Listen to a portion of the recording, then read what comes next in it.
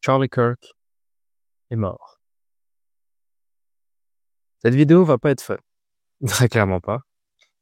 On va parler de Charlie Kirk, de la personne, de comment il a été tué, assassiné, et de beaucoup d'autres choses. Cette vidéo sera décousue parce que je sais pas par où on va passer, mais je devais en parler. Je devais en parler parce que c'est un peu aussi l'objectif de ma chaîne, hein. J'ai une rubrique où je réagis à des sujets d'actualité divers et variés. Mais comme j'avais un agenda chargé, je pensais pas avoir le temps de vouloir quand même traiter l'info. Néanmoins, je me devais de devoir la traiter. Ce sera décousu, il y aura peu de montage, enfin, il y aura un minimum pour que la fluidité soit assurée, mais globalement, voilà, c'est vraiment une réaction, je vais pas dire à chaud, mais c'est pas une réflexion non plus à froid totalement, quoi.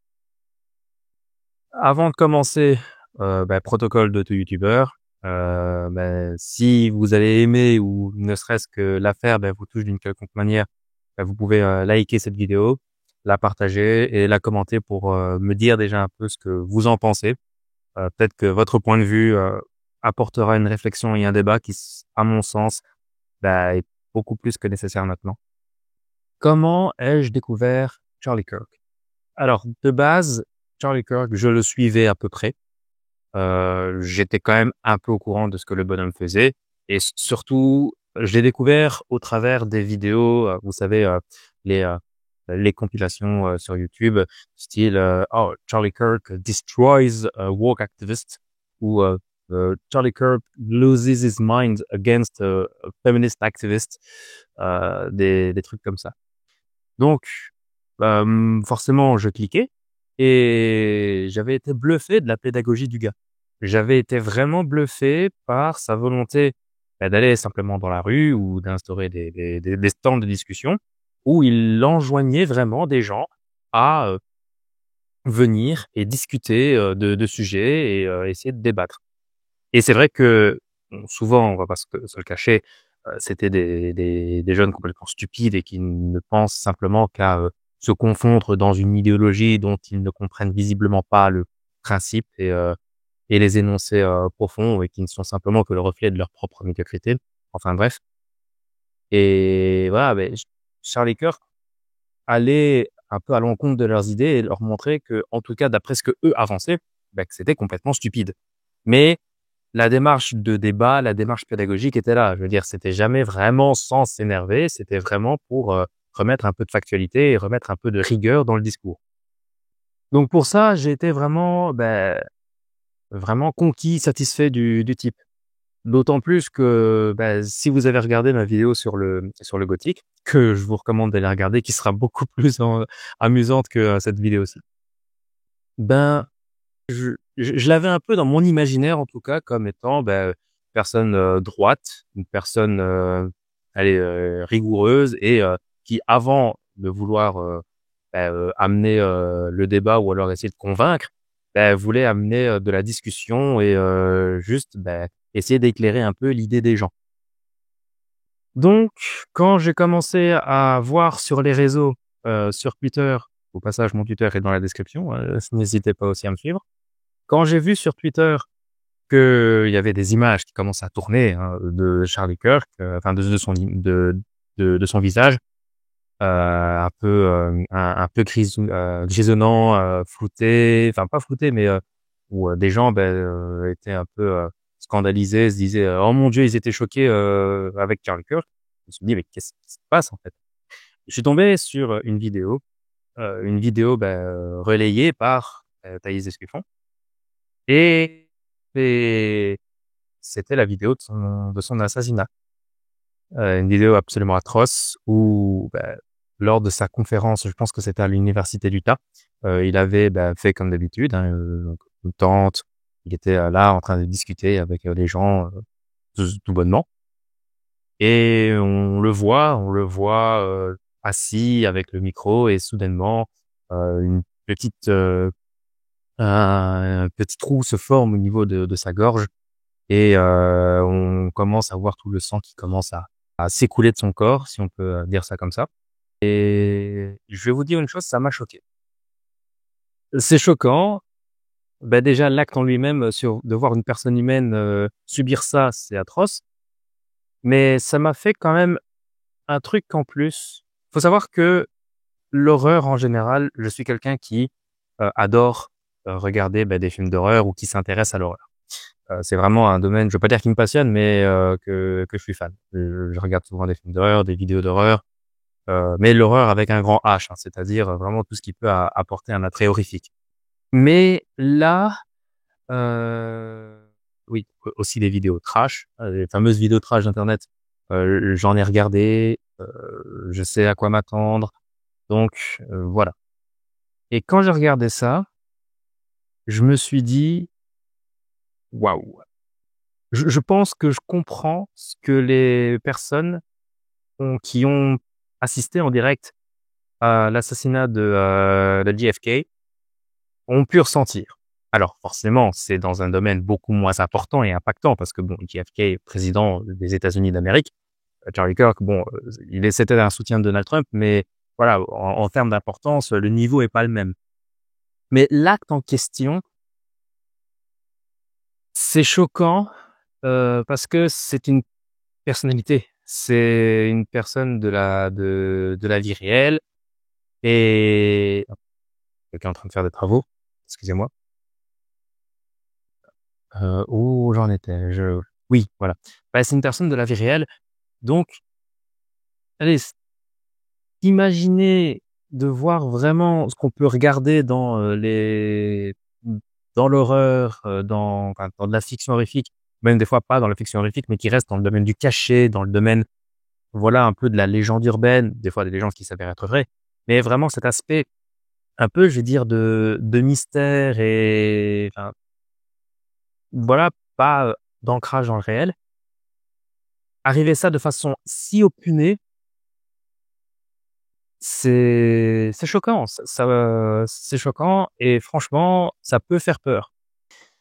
Et aussi, ça fait peur de voir que, pour une question, d'idéologie, parce que Charlie Kirk, bon, très conservateur, catholique, donc de droite, en tout cas la droite, américaine.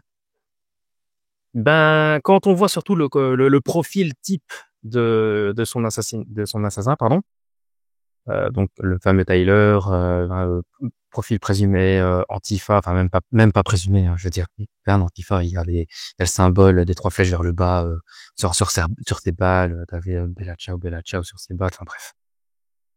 Heu, beh, tu te dis que ouais, on commence à enfin, c'est même pas qu'on commence, c'est qu'on était déjà inscrit dans une espèce de panique, idéologique, suite, aux idées où, vraiment, on accepte de plus en plus la violence, dans le discours, la violence dans les actes, prétextant que, c'est nécessaire de tuer, parce que le type est légitime à tuer. Bon, la question de la légitimité de meurtre, elle est dangereuse et elle est floue parce que, justement, comme c'est flou, tu te dis où se trouve la limite et la limite, elle dépend des sensibilités de tout à chacun. Bon, mais tant que ça ne reste qu'une question de débat, entre guillemets, tu peux te dire que ça va. Sauf qu'ici, on a été beaucoup trop loin, on a dépassé le cadre du débat. On a été dans l'exécution de la chose. Et là, quand on voit ce qui se passe avec, le l'institution Trump qui, fait entre guillemets «une chasse» aux propos, problématiques et enfin aux personnes qui ont, célébré et encouragé la mort de Charlie Kirk et qui les licencie, je peux comprendre.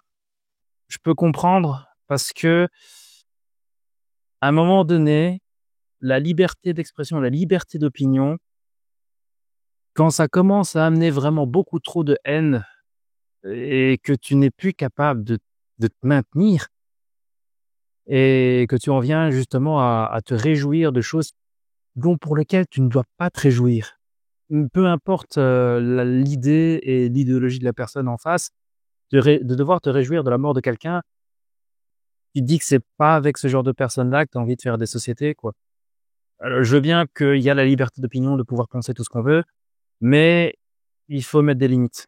Il faut mettre des limites parce que là, on voit que ça commence à prendre des proportions qui sont graves avec lesquelles, bah, tu ne raisonnes plus en tant qu'être humain. Tu raisonnes plus, enfin, même plus en tant qu'être humain, en tant que citoyen.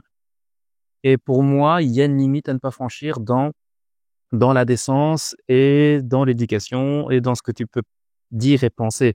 En plus, d'autant plus quand on voit, bah, des profils de gens qui, vont justement dire à des personnes qui ne sont pas d'accord avec eux, sur le point de vue de l'idéologie que tu es le prochain et on espère que tu crèves.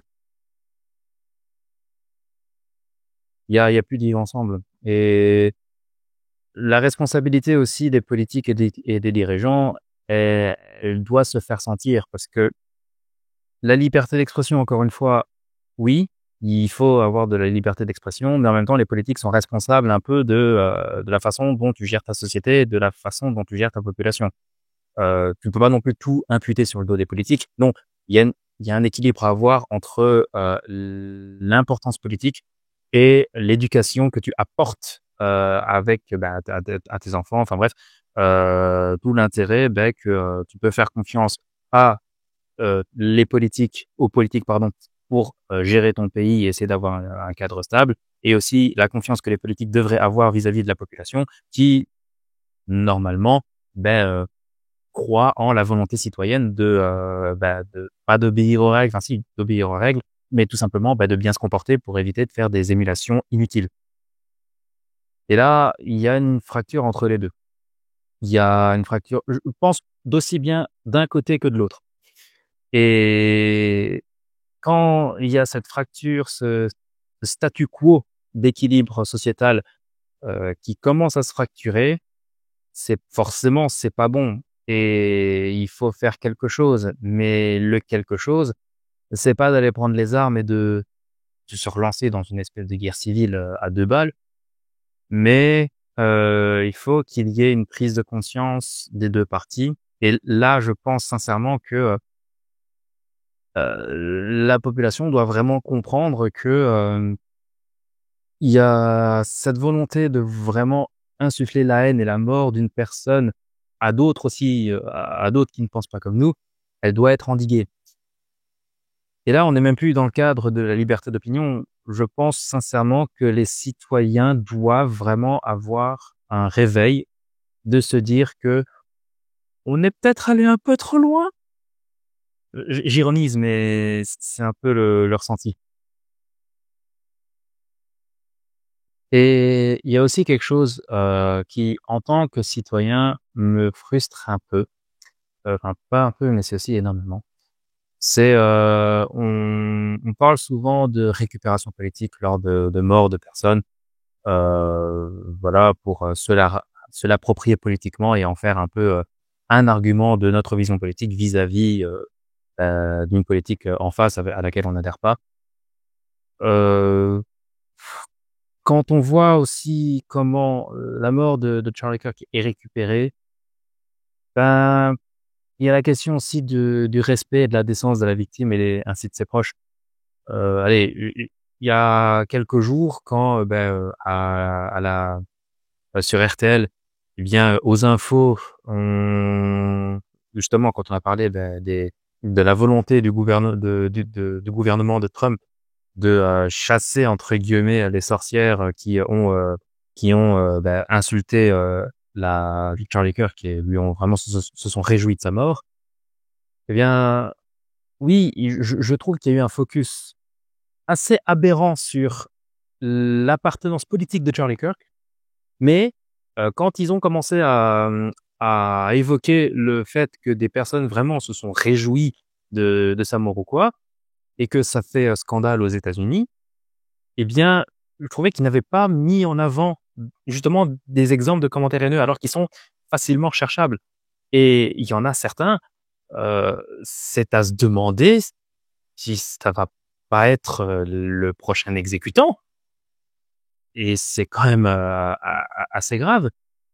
Mais je vois pas pourquoi, nos chaînes de télévision en ont fait, justement, enfin, on essaie un peu de cacher, le genre de propos parce que tu te dis que oui, un incident a été suffisamment important pour que le gouvernement vraiment scrupuleusement, pardon, les les profils et essayer après, de les faire virer. Mais tu vas pas donner d'exemple justement sur, les propos qui ont été énoncés. Je pense que ça peut permettre à la population de se faire un avis et d'essayer de voir, si au final la population pense que le gouvernement a raison ou pas de le faire. Mais là non, on n'a pas donné d'exemple et ou le seul exemple que l'on a donné, c'est, le gouverneur, je sais plus de quel État, mais bref, un gouverneur d'un des États des États-Unis, a effacé sur, un pont, un message où il faisait écrit, Fuck Charlie. Alors qu'il y a très clairement eu beaucoup, mais alors beaucoup plus de messages avec 10 fois, 100 fois, 1000 fois plus de violence. Et je trouve que c'est un peu le reflet de comment aussi nos services d'information, bah, mine de rien, jouent un petit rôle. Mine de rien, jouent un rôle dans la façon dont un événement qui est grave, eh bien, sera perçu par rapport à notre population qui, bah, implicitement, va quand même l'amener plus vers un point que l'autre. Je pense que vraiment toutes les données devraient être données au public et comme ça, le public peut se permettre de se faire sa propre opinion. Qu'il se fasse une opinion positive ou négative sur ça, c'est pas grave. Je veux dire, ça justement, ça crée du débat et ça permet aux gens de pouvoir s'exprimer entre eux. Mais il y a cette responsabilité médiatique qui, force est de constater, est remplie de moins en moins. Et ça fait un peu peur quand même. Ça fait un peu peur de se dire que les services médiatiques n'arrivent pas à bien transmettre des informations, ou du moins pas comme elles devraient le faire suivant leur déontologie. Et ça, c'est comme ça que tu cadenasses des informations et que, mine de rien, la population, tu l'orientes un minimum. Et il faut pas. Il faut pas parce que ça contribue justement à cette division, cette fracturation dans la société. Et tu vas simplement permettre aux gens premièrement, de un peu plus s'échafauder pardon, les uns par rapport aux autres. Et aussi, qu'en est-il de la question de la confiance vis-à-vis de la façon dont les informations sont traitées? Parce que si ton service de renseignement est absolument impeccable, il n'y a pas de problème pour communiquer les bonnes informations. Oui, pas de problème. Là, si tu commences à remettre en doute ton service d'information, tu vas commencer à insuffler un vent de doute et de méfiance au sein même de toute ta population sur la capacité de tes services d'information à effectivement bien transmettre les informations. Donc, en gros, ce que je veux dire par là, c'est que les gens vont commencer à ne plus croire et ne plus faire confiance aux journalistes. Et ils vont se tourner vers d'autres médias qui donnent justement ces informations, mais qui peut-être ont aussi un autre pendant, un autre penchant.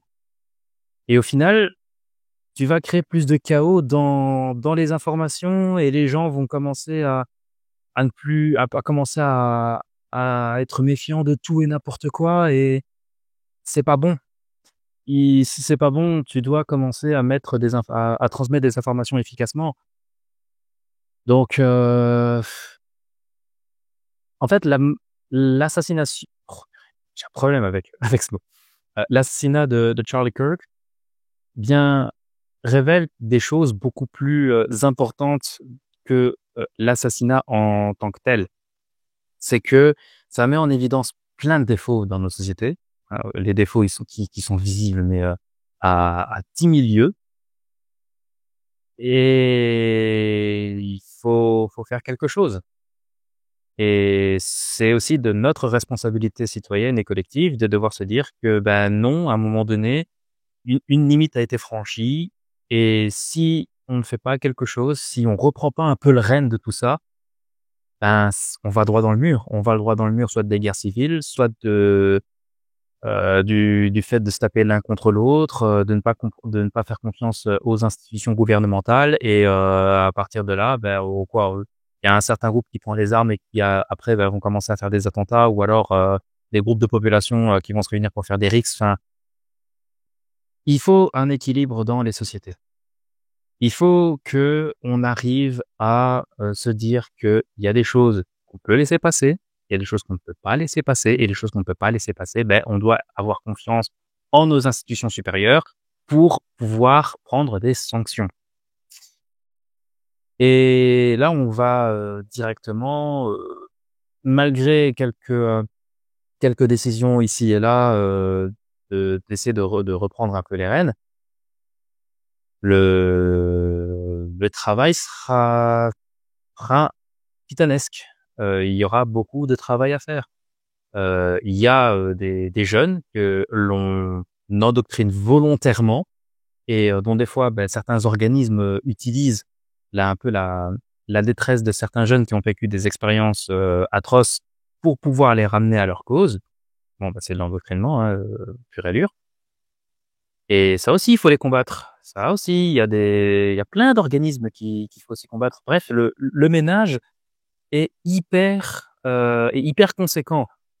Et pendant un temps, la population, entre guillemets, je vais pas dire qu'elle s'en foutait, mais comme majoritairement, on veut juste avoir la paix, on veut simplement éviter les problèmes, tu vas pas commencer à t'offusquer de tout et n'importe quoi. Sauf que là, à force de devoir rebalayer, dévier le problème pour juste ne pas s'en préoccuper, le tas de poussière est beaucoup plus qu'un tas de poussière. Donc, certaines personnes qui considèrent que Charlie Kirk représente un martyr pour le patriotisme américain, je comprends cet avis totalement, hein, je comprends cet avis. Je vais pas dire que je suis fondamentalement en désaccord parce que Charlie Kirk a aussi fait énormément pour la communauté américaine et aussi pour la communauté des Afro-Américains. Ça, on évite aussi de le dire. Encore une fois, la place des martyrs. Mais si on prend telle personne en martyr, est-ce que aussi des personnes de l'autre clan devraient être aussi prises pour des martyrs?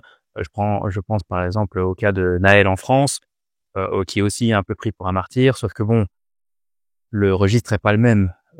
La martyrisation des gens, le fait vraiment de les ériger en tant que martyrs, il faut que ça ait un sens. Il faut que ça ait un sens et c'est un peu aussi un jeu dangereux dans le sens où un parti va le faire, l'autre parti aussi va le faire, mais les personnes ne seront peut-être pas considérées comme mis sur un même pied d'égalité ou alors représentant les mêmes choses. Et, et encore une fois, ça va déboucher vers de la scission et vers de la division. Donc, l'idée n'est pas vraiment de se dire qu'il faut le faire ou alors il ne faut pas le faire, mais qu'est-ce qu'il faut faire surtout? Qu'est-ce qu'il faut faire? On va faire quelque chose. Je sais pas vers quoi on va. Je sais pas si c'est une bonne chose, je ne sais pas si c'est une mauvaise chose. Et tout ce que je peux dire en tout cas, c'est que ça va remuer. Ça va remuer à quel point, encore une fois, j'en sais rien, mais voilà, je sais pas vraiment s'il faut s'en réjouir ou alors au contraire s'il faut s'en inquiéter. Moi, tout ce que j'ai envie de dire aux gens, premièrement, mes condoléances les plus sincères et à la famille de Charlie et de sa femme, de ses enfants. Parce que bon, ça va pas être évident, surtout même dans les prochains jours, les prochaines semaines, ça va encore faire parler cette histoire, donc ça va encore avoir du remue médiatique. Donc ça va encore plus replonger sa famille dans tout ce bain médiatique et ce bain d'opinion, alors que l'une des premières choses dont sa famille a besoin est justement du repos, du soutien et le temps nécessaire pour faire son deuil. Et il y a aussi un truc voilà que je voulais aborder, hein, c'est la notion du «Ah, il savait très clairement ce qu'il faisait, il l'a cherché» et ça, j'aimerais quand même dire aussi quelque chose, parce qu'on voit souvent, sur les réseaux, des gugus qui tiennent ce genre de propos et qui essayent de rappeler ce qu'avait dit Charlie Kirk avec des déclarations tantôt complètement fausses, erronées, tantôt des fois peut-être reprises hors de leur contexte. C'est quoi le but? Le OK, partons du principe, c'est vrai. Et alors? C'est est-ce que ça excuse le fait de l'avoir tué? Et si c'est faux, bah, à quel point est-ce que vous êtes capable d'aller pour, salir une personne que vous n'aimez pas? Donc les personnes qui essayent de savoir si, il faut enfin, qui essayent de légitimer sa mort ou alors en tout cas de rappeler qui il était, quelle déclaration il a pu faire ou quoi, ça c'est encore une fois, c'est une preuve que l'ensauvagement, beh, est vraiment inscrit dans la tête des gens et que il faut réussir à un moment donné à dissocier, les idées politiques de la personne et l'humanité de la personne. Il y a des cas où il n'y a pas d'humanité à dissocier, hein, mais pour des cas extrêmement graves quand même. Sauf que on peut pas dire que Charlie Kirk était un individu extrêmement problématique. C tu pas Hitler, quoi, donc après, selon, un bon nombre de personnes de la gauche, il suffit de porter le drapeau de ton pays pour que tu sois considéré comme un nazi. Enfin, mais voilà quoi, je veux dire, il y a l'humain et il y a les idées. Tu peux combattre les idées, mais respecte un peu l'humain. Parce que c'est aussi un père de famille, qui subvient aux besoins de sa famille, de sa femme, enfin et même un type qui était, vraiment très apprécié par bon nombre de communautés et qui a fait pas mal de bien quoi donc c'est rageant. C'est rageant et des fois, on a peut-être un peu l'impression que de perdre espoir dans, le fait de faire énormément d'efforts pour essayer d'éduquer les gens, pour essayer de leur dire que peut-être que c'est pas bien de souhaiter que d'autres personnes subissent le même sort. Mais quand tu vois que ça marche pas, tu perds un peu espoir. Est-ce que c'est ce qu'il faut faire? Je pense pas. Je pense qu'il faut continuer, simplement ce qu'on fait en tant que je parle en tant que personne, civilisée et avec un minimum d'éducation quand même. Je pense qu'il faut simplement continuer à bien agir et là, je sais que le bien est relatif, mais là, c'est le bien avec un grand B. D'ailleurs, il y a beaucoup de personnes qui, prennent le cas de Charlie, pour, un rappel à se concentrer sur vraiment l'essentiel du bien, donc principalement c'est religieux, vu que Charlie était aussi, très croyant, et un chrétien vraiment, assumé. This week has revealed that the times in which we are living are quite simply a battle between good versus evil, and that we all have a choice to make now. And if we fail to make that choice, the default is not a good one. We all have to use our voices. To do what? It's quite simply to spread the good news of Christ. As Jesus says in the Gospel of Mark, go forth to the whole world and proclaim the gospel to all creation. Je suis aussi chrétien, mais voilà, il y a des personnes qui, appellent à se recentrer, justement sur, le christianisme, sur les valeurs d'amour, de paix et de partage et oui, ce sont des idées religieuses, mais je veux pas faire de propagande religieuse, loin de là. Mais en tout cas, les idées de paix, de discussion, même de respect envers autrui et de volonté de construire quelque chose de positif, ça, c'est à remettre au centre du débat. Indépendamment de si c'est transmis par une religion ou alors, par, autre chose, ou même, je sais pas, un slogan de publicité, que sais-je. Mais ouais, c'est quelque chose, à faire. Je pense que j'ai à peu près, dit tout ce que j'avais à dire sur le sujet. J'espère que, cette vidéo aura pas été, trop morose ou trop chiante ou que sais-je. Enfin, de toute façon, si jamais, elle l'a été, j'ai d'autres contenus, qui sont beaucoup plus marrants. Comme ça, justement, on va un peu se remettre un peu de baume au cœur, sauf pour la vidéo sur le cas Jean Pormanov qui m'a aussi été, enfin, que j'ai faite, un peu par obligation, mais aussi parce que, voilà, je voulais les traiter, mais qui m'a énervé à faire. Elle m'avait vraiment énervé à faire et parce que les sujets ainsi, j'aime pas trop les traiter parce que c'est rappeler à chaque fois des trucs idiots, des concepts, qui normalement devraient être acquis, pas agir comme un con, enfin, Mais bon, malheureusement, des gens sont incapables de le comprendre et seront, à mon avis, je pense, toujours incapables de le comprendre, peu importe, la période dans laquelle on va être. Donc ouais, on va se laisser là-dessus et je vous invite à aller voir d'autres vidéos, ma vidéo sur le gothique notamment. J'ai aussi fait une vidéo sur la maison de Poudlard, n'hésitez pas à aller la voir. Enfin bref, des sujets beaucoup plus marrants sur lesquels, certes, on va continuer à se taper et discuter, mais c'est de la bonne discussion. Voilà, je veux dire, s'envoyer des fions, par exemple, s'envoyer des fions, entre les maisons, de Poudlard, certes, ça peut faire rager, mais voilà, ça met un peu de dynamisme et ça fait un peu vivre les gens. Mais vivre les gens de la bonne façon, être, voilà, quand même avoir des passions et de partager des trucs. Pas commencer à prendre les armes et pour après viser les coups des gens. Donc voilà. Sur ce, je vais vous laisser ici. Comme d'habitude, à chaque fois à la fin, n'hésitez pas à liker, partager et commenter cette vidéo. Protocole de youtubeur oblige. Aussi, d'aller voir mes autres contenus de vidéos.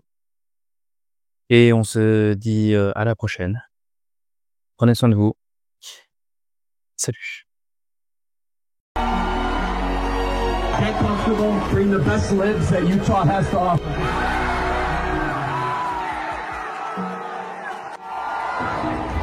Counting or not counting gang violence? If you thought that my husband's mission was powerful before, you have no idea. You have no idea what you just have unleashed across this entire country and this world. You have no idea.